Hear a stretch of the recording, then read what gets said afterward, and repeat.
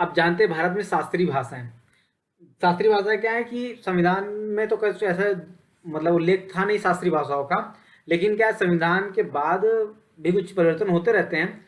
तो सरकार ने सोचा 2004 में कि कुछ ऐसी भाषाएं हैं जो कि किसी क्षेत्र से बोली जाती हैं, परंतु क्या है अत्यधिक पुरानी है और उनमें क्या है कुछ महत्व की भाषाएं हैं। तो मतलब 6 भाषाओं, मतलब शुरुआत में तो उसने किसी के साथ तमिल के साथ की, ठीक है, क्या उसको शास्त्रीय भाषा का दर्जा दे दिया गया। तो शास्त्रीय भाषा का दर्जा देने से क्या हो जाएगा, शास्त्रीय भाषा का दर्जा देने से फायदा क्या हो जाएगा, उसको कुछ ग्रांट्स वगैरह अधिक मिलने लगेंगे, उसके लिए कुछ पीठ वगैरह की स्थापना हो जाएंगी, कुछ पुरस्कार वगैरह मिलने लगेंगे, वो हम लोग आगे देखते हैं। तो शास्त्रीय भाषाओं की स्थापना की गई। तो शास्त्रीय भाषा स्थापित करने के लिए क्या नियम और शर्तें बनाई गई हैं। तो फरवरी 2014 में संस्कृत मंत्रालय के द्वारा किसी भाषा को शास्त्रीय घोषित करने के लिए निम्नलिखित दिशा निर्देश जारी किए गए हैं। कौन कौन से हैं? पहली बात तो उसका ग्रंथों का इतिहास क्या 1500 से 2000 वर्ष पुराना होना चाहिए, ठीक है, मतलब पुरानी होनी चाहिए, मतलब बहुत कम से कम उनका इतिहास 1500 से 2000 होना चाहिए। और प्राचीन साहित्यिक ग्रंथों का एक हिस्सा जो हो जिसे बोलने वाले लोगों की पीढ़ियों द्वारा एक मूल्यवान विरासत माना जाता हो, ठीक है, सपोज करिए अब शिल्पत दिगाराम हो जाए, तो क्या है वो बहुत ही पुराना है, ठीक है, तो इसलिए तमिल आपकी शामिल हो जाती है। और शास्त्रीय भाषा और साहित्य आधुनिक भाषा के साहित्य से भिन्न है, इसलिए इसके बाद के रूपों के बीच असमानता भी हो सकती है, ठीक है।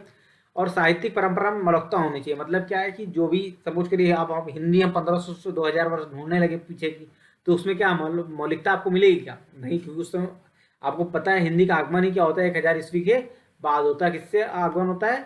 अपभ्रंश के विकसित रूप के बाद, अपभ्रंश या अवहट्ट कुछ लोग बोलते हैं, जो कि इसके बाद आता है। इसके बाद आपकी हिंदी आती है। तो हिंदी आपको शास्त्रीय भाषा का दर्जा मिल सकता है क्या? तो हिंदी को आपको शास्त्रीय भाषा का दर्जा नहीं मिलेगा। क्यों? क्योंकि ये बहुत ही पुरानी नहीं है, ठीक है।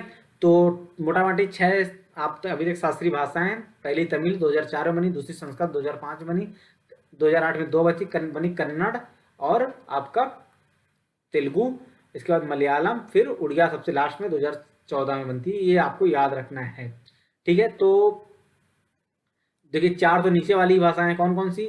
आपकी तमिल हो गई, अब इसके बाद आपकी क्या हो जाएगी? कन्नड़ हो गई, इसके बाद आपकी क्या हो गई? तेलुगु हो गई, और इसके बाद आपके केरल हो गई, केरल सॉरी मलयालम हो गई।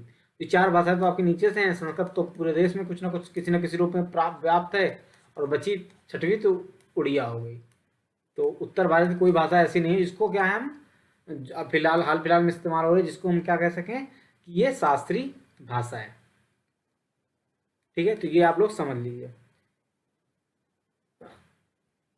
फायदा क्या होगा? मानव संसाधन विकास मंत्रालय के अनुसार किसी भाषा को शास्त्रीय भाषा के रूप में अनुसूचित किया प्राप्त होने वाले इस प्रकार क्या है?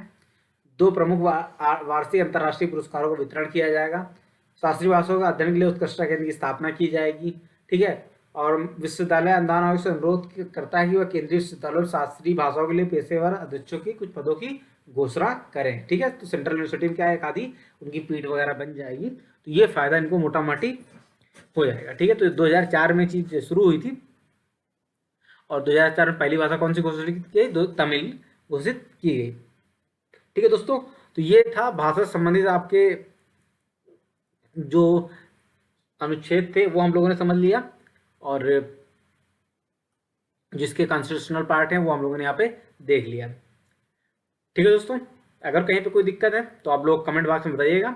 अगर आपको इसकी पीडीएफ की ज़रूरत हो तो आप इसका पीडीएफ, मैंने जैसे बताया कि आप हमारे ट्रेनिंग क्लास चैनल पे जाइएगा, द एजुकेशन कटर लिस्ट, वहाँ से इसको डाउनलोड कर सकते हैं। जो 2 पार्ट्स में होगी, एक मूल टेक्स्ट में होगा, एक जो अभी हम इसमें टेक्स्ट होगा जिसमें बहुत सारी चीज़ें हमने अलग से ऐड की जो कि मूल टेक्स्ट में नहीं है, ठीक है। तो मुझे उम्मीद है दोस्तों कि आप लोगों की समझ में आ गया होगा।